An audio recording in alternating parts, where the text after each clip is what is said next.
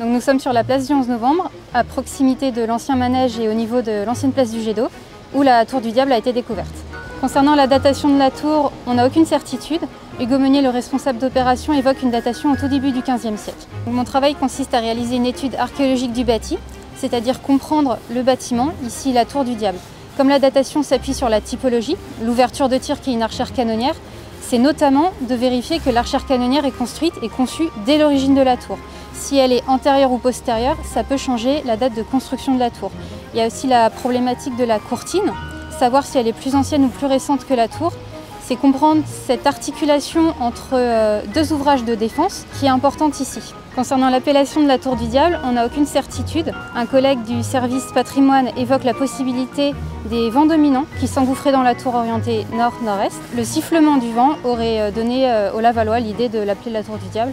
Une collègue archéologue évoque également l'hypothèse de l'artillerie utilisée dans la tour qui, par la fumée et le bruit, aurait été également source de l'appellation la tour du Diable. Concernant la suite, le secteur juste à côté va être ouvert et dégager une plus grande partie de la tour et de la courtine, et donc je reviendrai à ce moment-là pour compléter mes observations.